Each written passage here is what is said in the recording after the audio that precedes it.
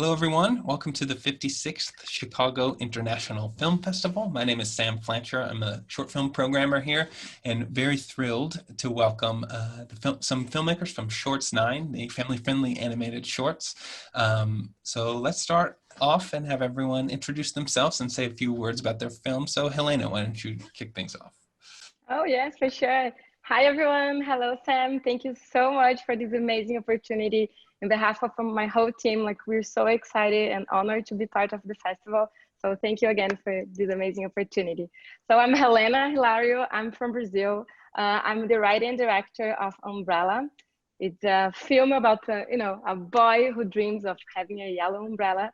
And during the film, through the whole film, we discover why he has a lifelong fascination for a particular umbrella. And Gil, why don't you go next? Okay, so the same. Thank you very much. Really, I'm thrilled to be here somehow, although virtually. So I'm Gil. I'm originally from Israel, but now I'm living in Germany, and now I'm in Stuttgart. And I made the film One Stormy Night, which is about actually a fire at the fireplace that fell in love with a lightning. So it's kind of an impossible love story. Yeah. And Taylor. Hi, everyone. I'm Taylor Meacham. I'm the writer and director of Gerard. It's a film about a man who's worked in a post office his whole life, and he's always dreamed of one day growing up, ever since he was a little kid, growing up to be a great magician. But he never quite had the opportunity until one day, a little girl wanders into the back of the post office, and for the first time in his life, he has an audience. So yeah, and then you'll have to see what happens after. Right. And I want to ask everyone just about sort of the inspiration for the film, or maybe just the beginnings, the genesis for the idea. How did you come to want to tell these stories? So Helena, why don't you start us off? It's so hard to just speak a little bit about the project, right? when we want to tell the whole story, but yeah, Taylor and Jill, you guys have an amazing films. I just absolutely love both of the films, so it's super nice for me to be here with you guys. Umbrella is actually inspired by true events that happened to my sister back in Brazil in 2011. So the inspiration came from a visit that my sister did to an orphanage in Brazil to donate toys to kids. And then when she was there, this little boy didn't want to get any of the toys that she brought. All the other kids, they got the toys and they were super excited and happy. And then this little boy, he was 6 about the time. He didn't want any of the toys. He literally kept on going next to the window and staring outside, and it was a sunny and beautiful day, and he kept on asking for an umbrella. So my sister spent some time speaking to him, and then he finally said that he wanted an umbrella because when his father left him there, it was raining, and he said he said that he would come back to pick him up, and he never came back. So he thought in his little mind, he thought that if he had an umbrella, his father would come back to pick him up.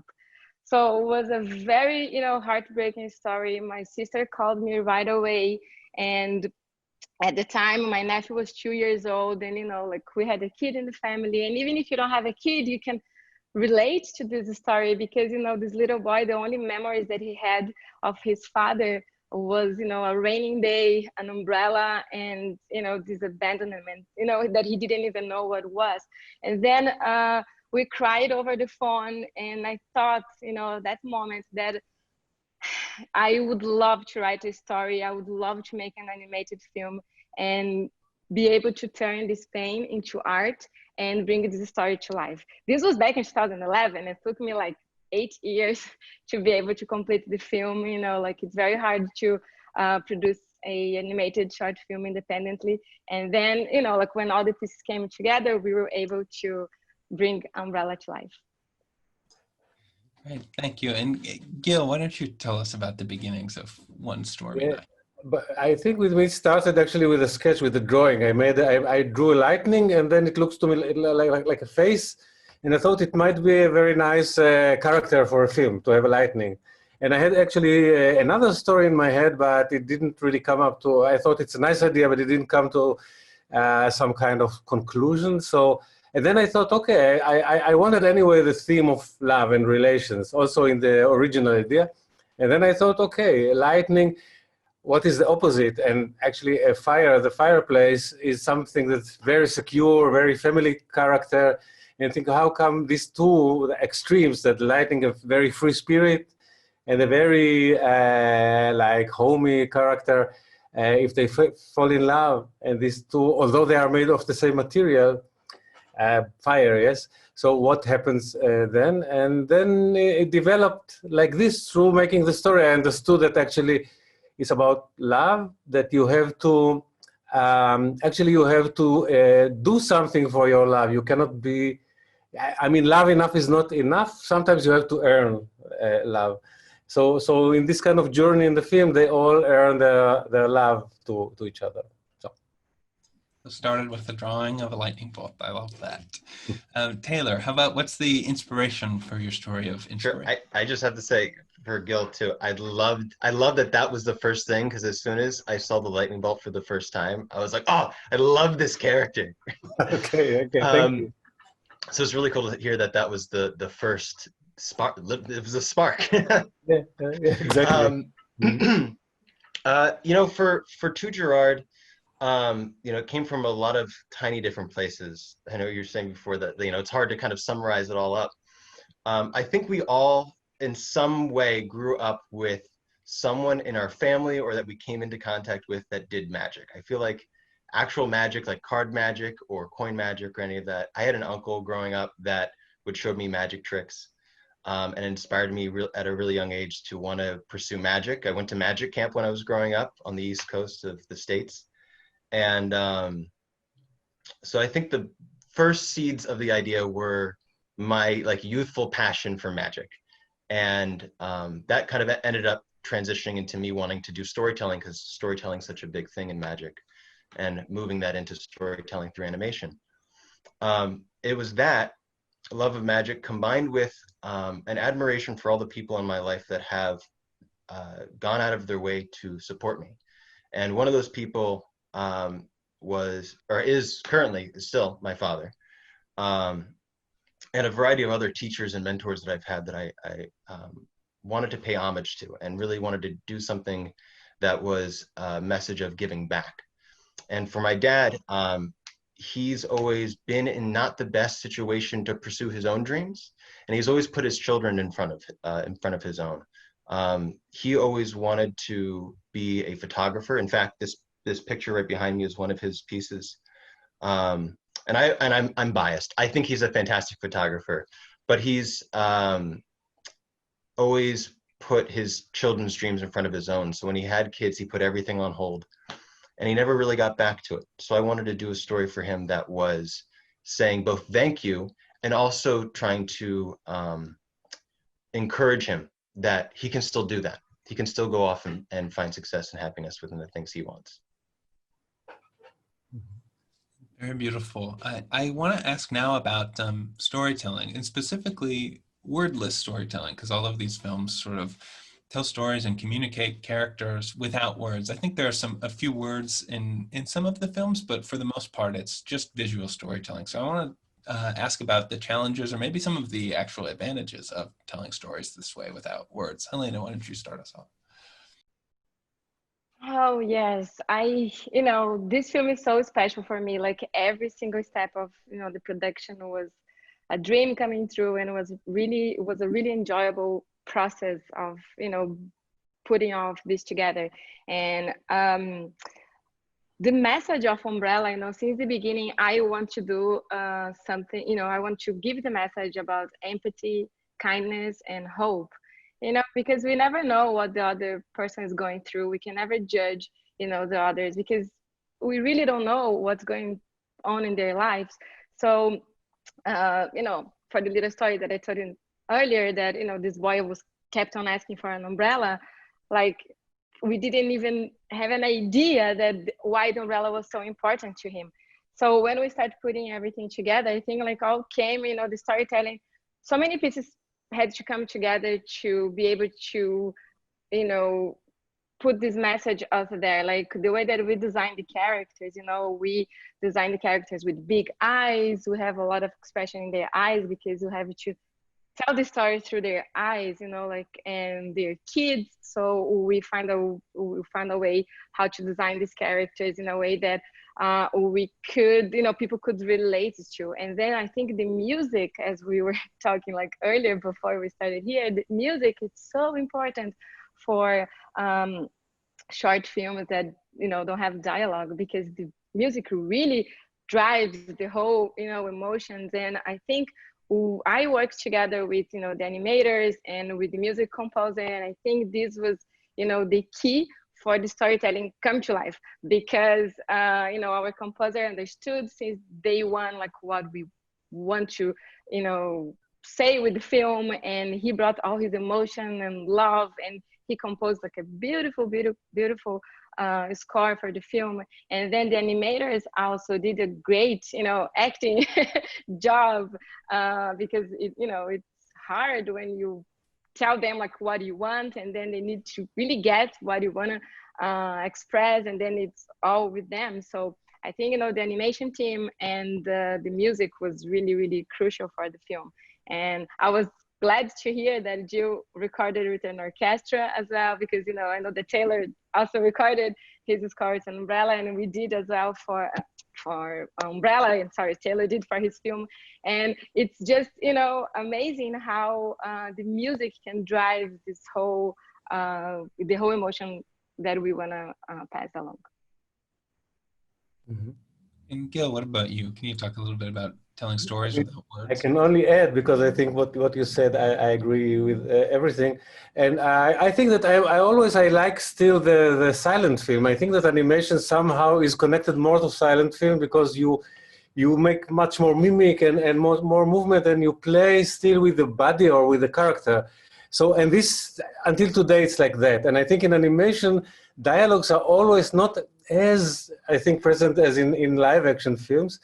So, and I like films that have no dialogues, because then you can express things really through animation. Gives you the opportunity to express it through so many different other means, yeah, and not even acting, but forms. And so actually dialogue should come for me in the end. And anyway, my characters are not really, I mean, there is one old lady, but the rest are not really human, so why should they talk? So there was no dialogue. And Taylor, what about you? Storytelling without using Yeah, words. I'll just add to what has already been said, because you both have put it so beautifully. That there's music, and yeah, we have all these elements with short films that play so heavily into the story, with music and with, you know, with animation, being able to put so much more acting and emotion into our characters' expressions.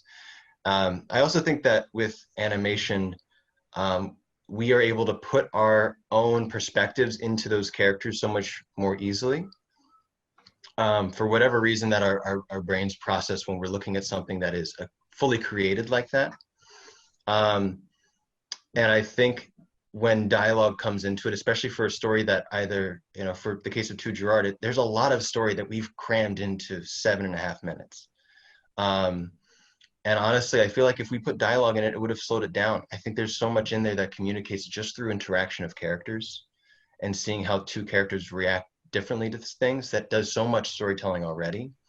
And that us having our ability to kind of put ourselves into those characters, we're reading so much into those moments already that, yeah, we can tell a lot of story without anything. And we cheat a little bit. We made one thing that had dialogue in it, and that was the radio play. And I felt like we really needed to give some backstory to why Gerard has this passion. And those are really the only places that the story actually slows down, is when we introduce that radio play into it.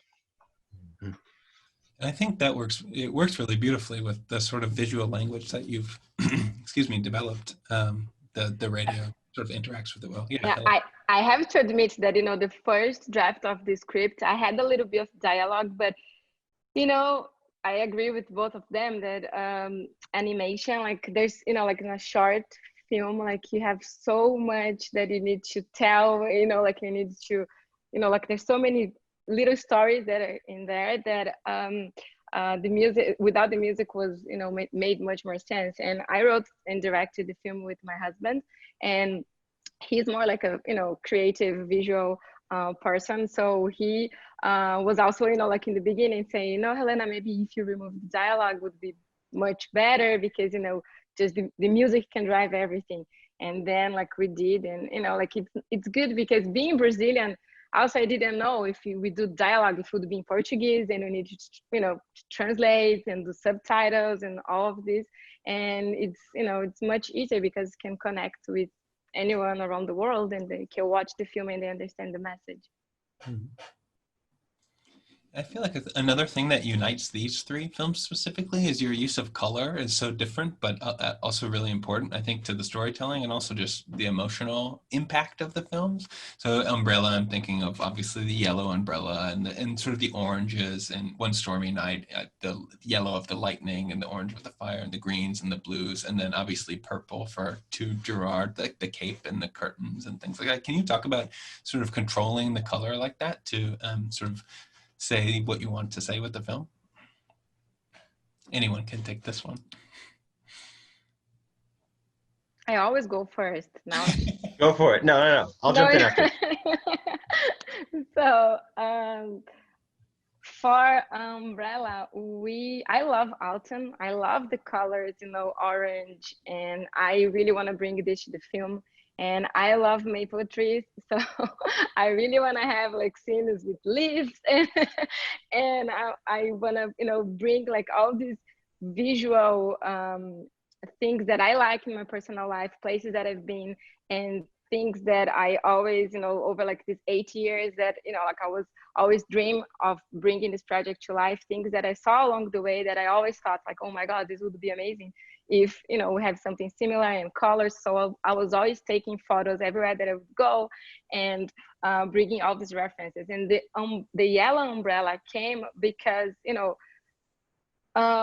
have a lot of warm moments, like outside, and the ending sequence is very like orange and more warm, and then outside, like in the beginning it's a little bit more blue because it's cold. So we have a lot of change of colors in the whole art direction during the film.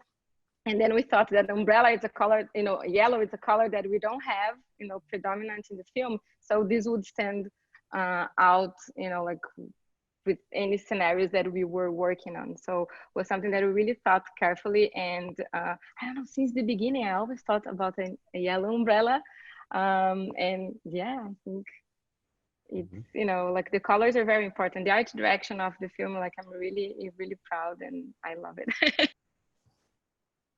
I just want to add to that too, because you spoke about like you had it in your head since the very beginning, right? I feel like because it's such a visual medium, you have these very distinct symbols that you have in your head at the very beginning. And for you, it was the yellow umbrella, and for us, it was the gold coin. And we kind of inherited all of these existing color palettes based on what subject matter we were with. We had the mailroom, and obviously in the States, it's a lot of like grays and blues. And we had, kind of your traditional magician posters, which is a lot of blacks, a lot of golds, and a lot of reds. And what we didn't have in any of that is the purple, which you mentioned earlier, Sam. And that was really focused on character, of giving Jules, especially because we give her, we give a little bit more to her at the end with the poster. And we wanted something that could carry through, of kind of bringing color into this desaturated world that Gerard would live in. And I definitely went in with some ideas of like, oh, I want these colors to be associated with characters. But it's really it's a collaboration, and you have your department heads and you have your artists that are really leading that color palette and that creative vision for the world. And I owe it all to our production designer, Ramon, who just took my ranting about it, and he was like, okay, I see this progression of it. I'm like, yes, that sounds great. And we just went with it.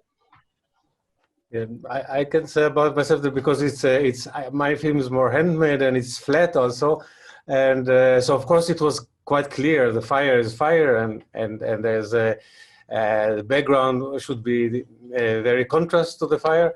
But it was for me a while to think that I gave the fire very flat color. It's only one yellow. Because you can also put some white or some orange, but I decided I want to make it as simple as possible because it's a character, so I don't want it to be even realistic at all. Actually, it's enough that people know that it's fire. So I gave it yellow, no orange actually, and the background colors they developed through the making. I was not really planning them, but through the making, it looks like I thought, okay, this could be at least dark blue or this. But anyway, I knew that it's going to be around blue and it goes through the night until the dawn. So it changes a little bit. Yeah. But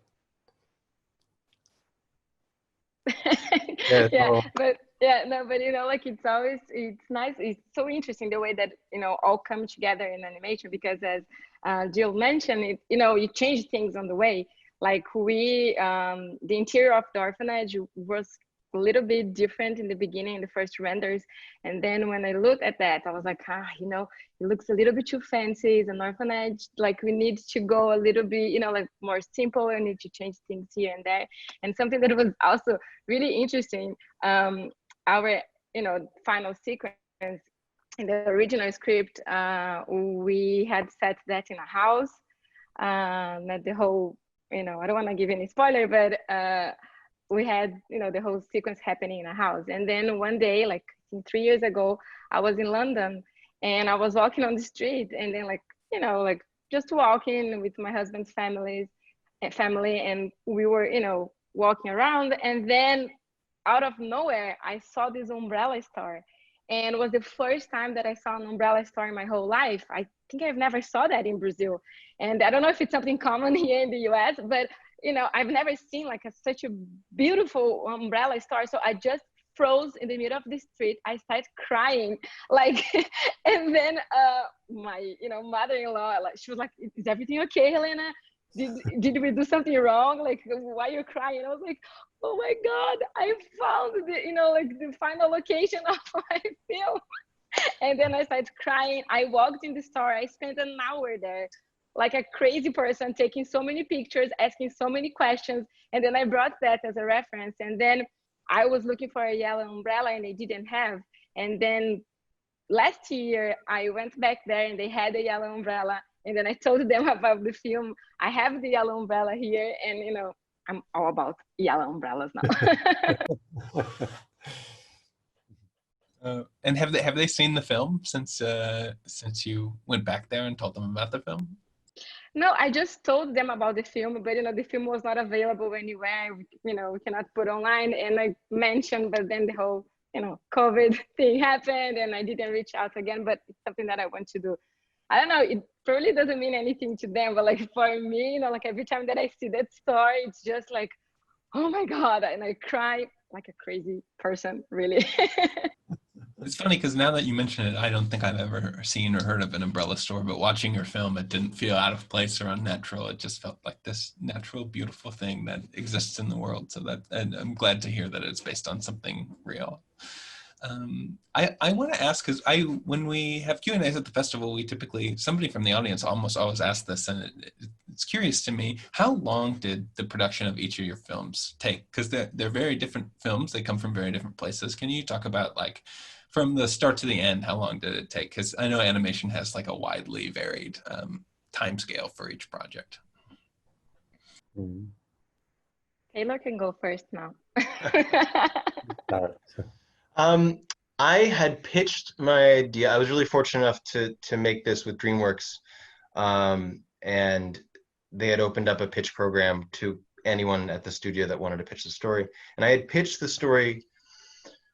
I was, oh gosh, I actually haven't thought of the timeline about this. It was probably 4 years ago, maybe just over 4 years ago, that I had pitched it. And the idea was to make it in a year. And that ended up being 2 years, which ended up being close to 3 years. Even with the big studio behind it, our main priority is to make feature films. So as different movies moved into production and people were needed in other areas, we kind of had to pause, hold the phone for a bit while other people went and worked on other stuff until we get them back. So we'd have these big thrusts of work and then nothing, and then another huge thrust of work and then pause. So yeah, I'd say about 3 years to finish the production. Yeah. And I can now say, I mean, actually, I cannot really tell an exact time, but I could say that I would say maybe around 2 years. But it was also like on and off because I did other things. I'm teaching and this, so sometimes I had really time to sit. I made a lot myself. Background, I had some help for the backgrounds, but generally I did it myself with TV Paint.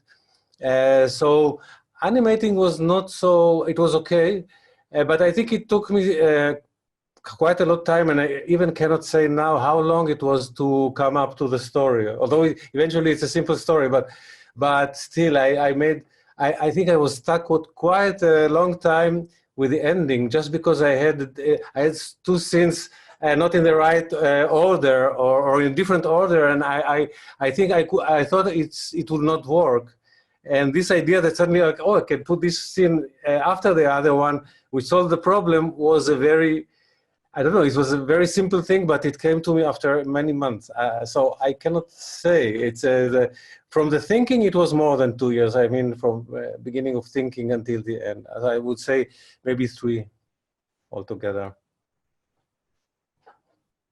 I'm so jealous. That was only 3 years. No, but for Umbrella, I know like by my heart because it's my, it's my dream project. It's my baby, and I produced. I put the finance together. I did everything to bring the project to life. So the idea came, in December 2011, and the script was written at that time. And then over the years, it took total of 8 years from beginning, from the idea to completion. And then production time really was 20 months. But what happened during this whole time? So back in 2011, when I thought, oh my God, I want to make an animation. Great, the idea is amazing, but I didn't work with animation at the time. So I didn't have an idea, like what it would take to bring an animated project to life. And then I was very naive, and I started asking friends, hey, can you design a character for me? Can you, help me with this animation? And all my friends that were working at the industry at the time, they were like, yeah, it's a little bit more than only designing the character and animating the character. And then I started working with animation and visual effects, and I started learning the whole process. And then, I figured that my dream was a little bit, further away, because I understood the complexity of bringing animated, 3D animated project to life. So over the years, in 2015, we worked a few months on the, the concept design, and then we stopped. And then 2016, we worked a little bit more on the storyboard. And then I thought I could fit, could fit Umbrella on my artist's free time. And then we tried that for a couple of years. It didn't work out because, like you need like a full dedication, like full time, like to be able to start and finish. And then we worked in 2017 a little bit more, and 2018 a little bit more. And then in the end of 2018, we kind of greenlight the project like full time, and then we had our team working from August 2018 to September 2019. So yeah, the total production was 20 long months putting all together. And yeah, it took me like a few years, like after 2016, I realized that I would need to put, the project financially together. I would, have to plan financially to be able to produce this full time. So it also took me like a couple of years to be able to plan financially and be able to, have all the team that I wanted working on the project. And then, yeah, then it's been a year now that the project's ready. I cannot wait to show to everyone.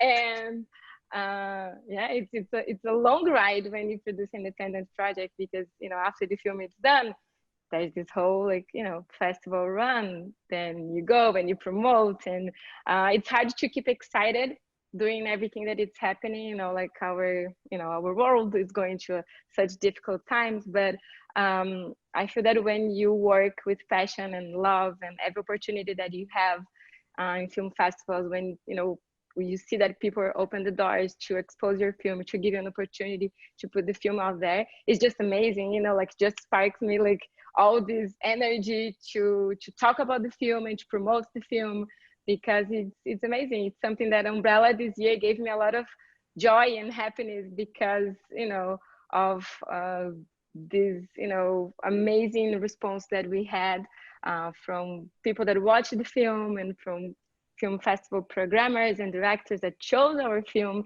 And, you know, in such a difficult year, it was good to smile a little bit every time that you see an email that you're invited for a Q&A. And, you know, it's a long ride.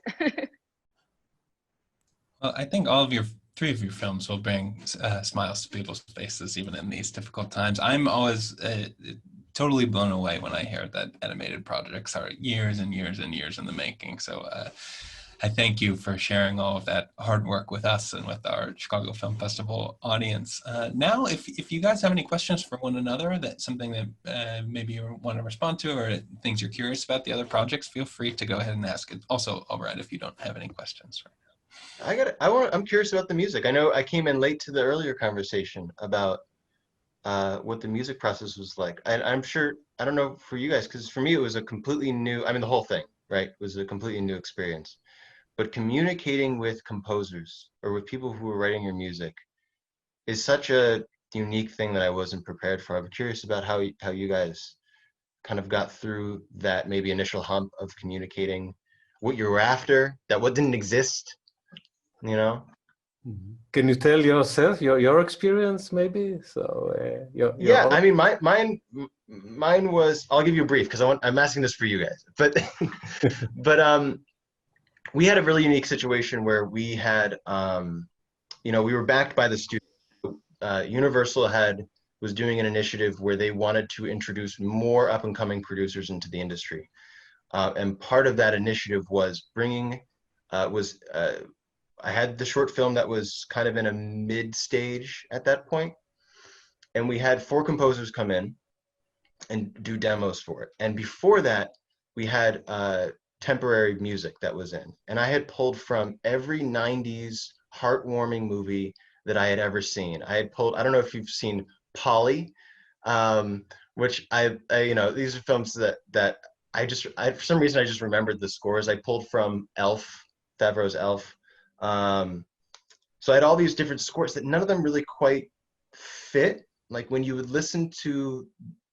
watch the film in its earlier stages, you got where the music was going, but it didn't feel like it was unified. So when we brought these composers in, I just trashed the whole thing. I was like, just tell me what you feel. And it was really difficult because everyone came up with drastically different impressions. And that's when I realized that this was going to be so difficult, because I have something in my head that's so specific and they all have something that's very specific that's all so different. So it was trying to reel it all in, I don't know, to make sure that we're speaking the same language. Yeah. You can tell. Oh my God, you want to make me go first? Yeah, go first.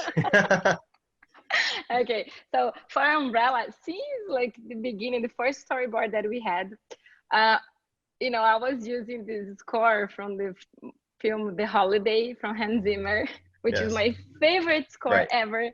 And I had, you know, like this music under the storyboard, and I spoke to a friend of mine who's a composer.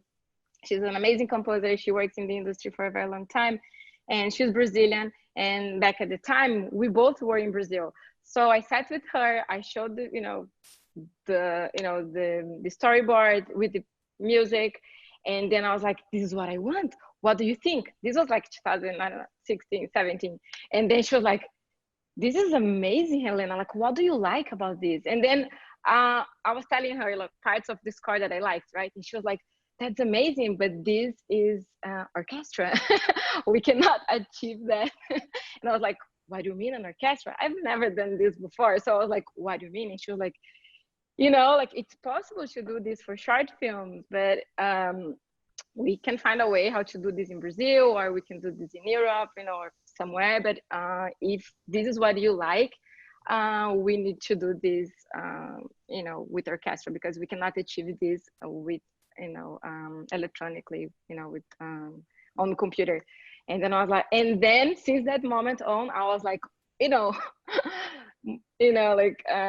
had a board and like all these ideas, like, oh my God, imagine if one day we had opportunity to, to record it an orchestra.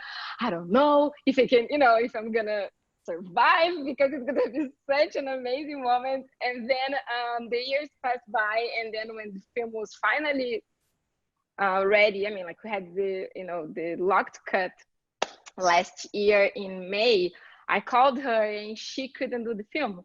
She was super heartbroken because she had, just got booked for another show, and she was like, Helena, I cannot help. I don't know what to do. I'm really, sad that I cannot be part, but I have a friend that is a composer, and he's amazing. He's the person that I trust the most. He's also Brazilian.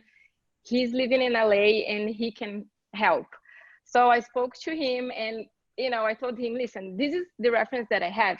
It's Hans Zimmer, but feel free to bring your own impression of the film. And he did an amazing job.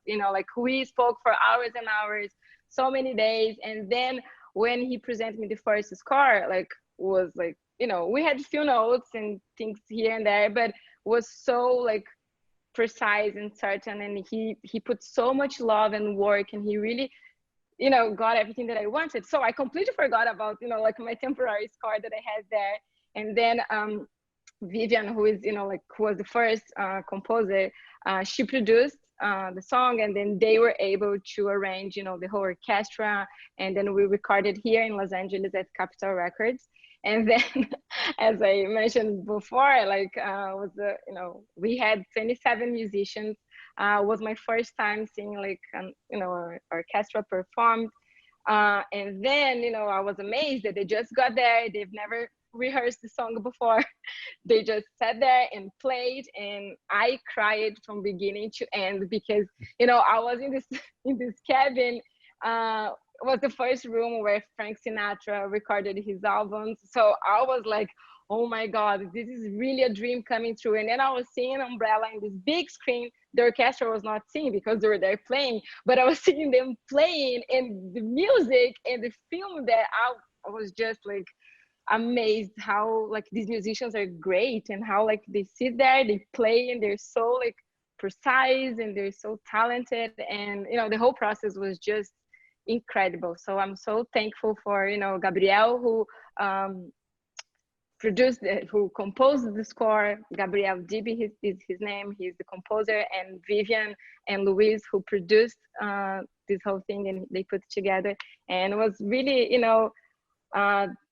everything about Umbrella has so much love, because when I told the story to people, they're all like, how can I help? How can we contribute with this film?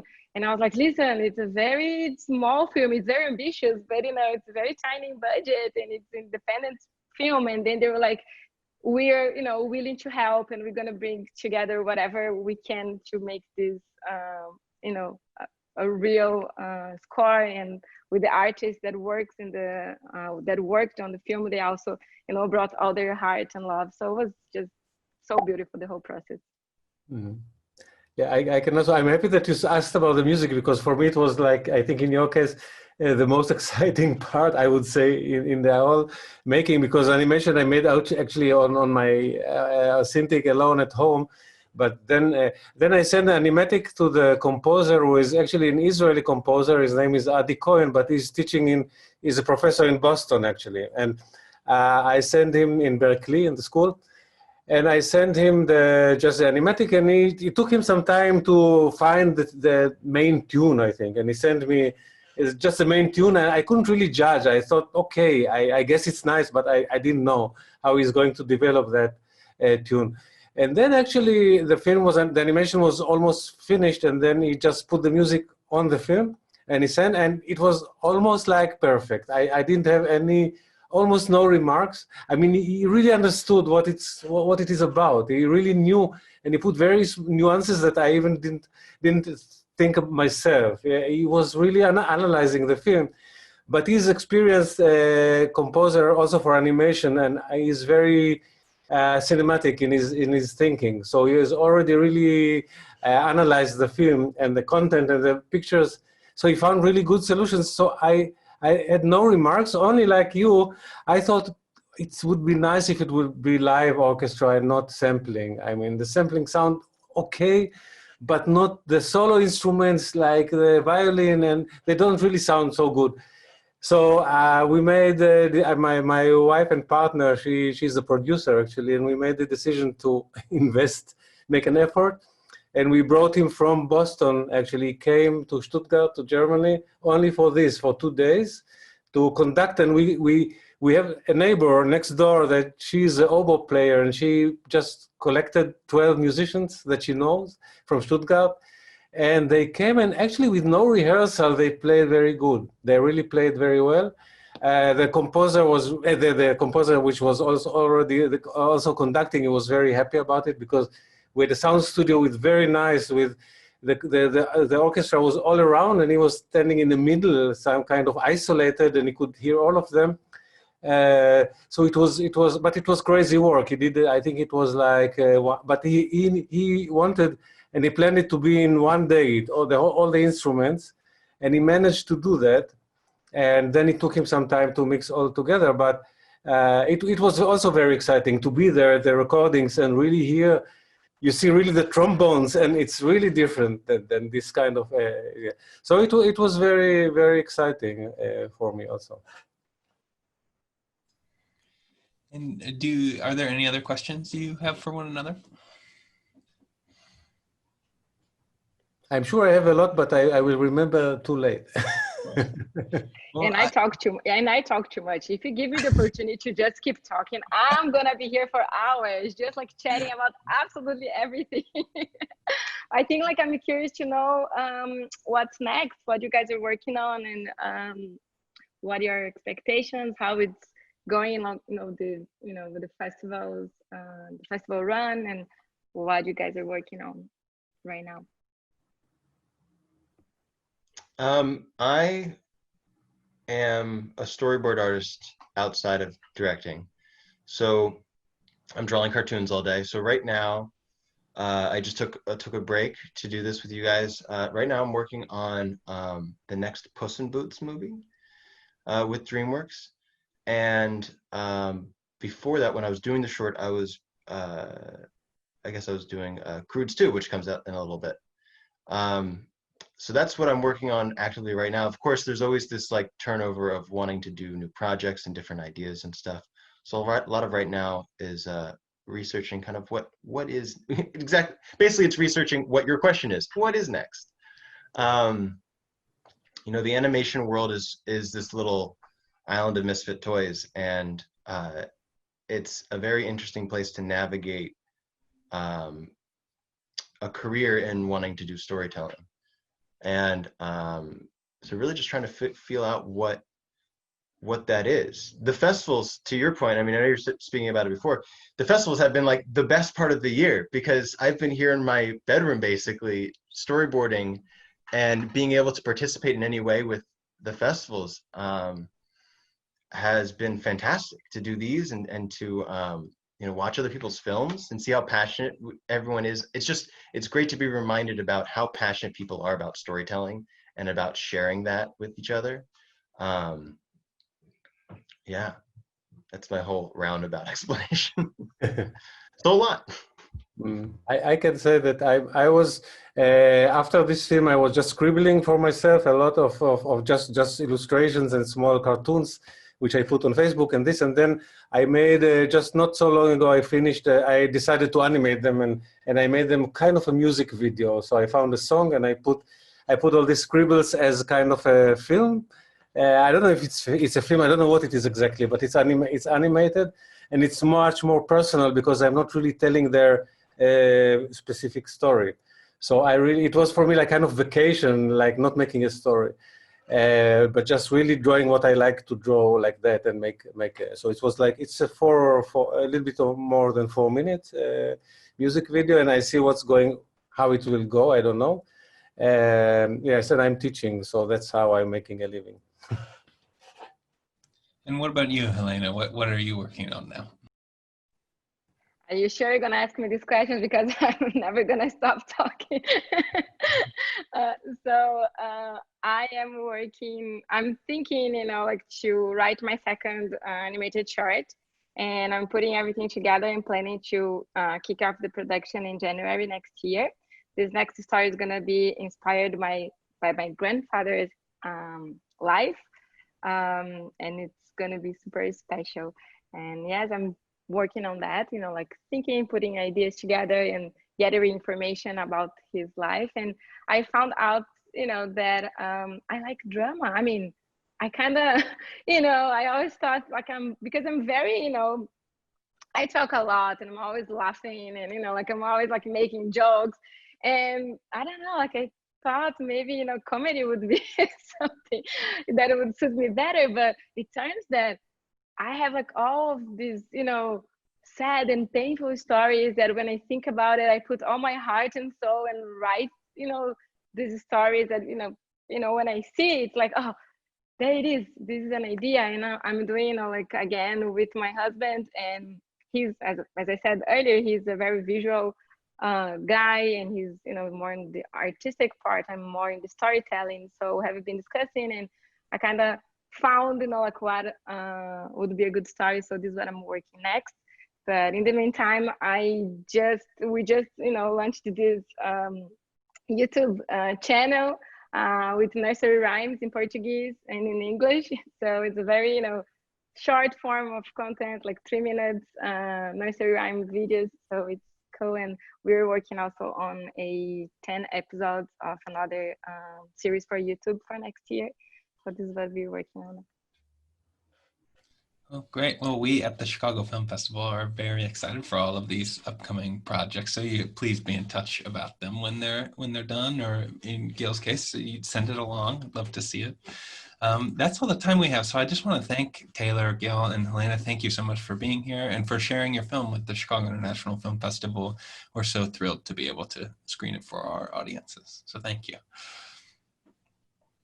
Thank you so much. Thank you again. Thank you for meeting all of us, because it was very nice to know the filmmakers and not only the film. Yeah, I think this is super precious, and, you know, like I hope to hold these connections and, you know, the communication with all of you guys for a while. And I wish all the best to you, Sam and Jill and Taylor. I hope to see you guys again soon. And again, to the Chicago International Film Festival, thank you so much for this amazing opportunity. You guys, you know, made a dream come true to be part of this year's, you know, lineup. So thank you so much. And I hope that all of you that are watching the Q&A, watch the films, you know, comment, come to our pages and just share your thoughts on our films. Thank you so much. Oh, by the way, here's the umbrella. Amazing. So now you should show a coin. Yeah, and Joseph is there. I can light a fire, but it's too dangerous. Is it storming? Wow, I'm currently moving, and I just packed my box. I do have all the coins from. I have a box of them from the film, okay. and I just packed them up. Thank you for having us. Thank you so much. Thank you. All of you. Take care, everyone. All right. Bye-bye.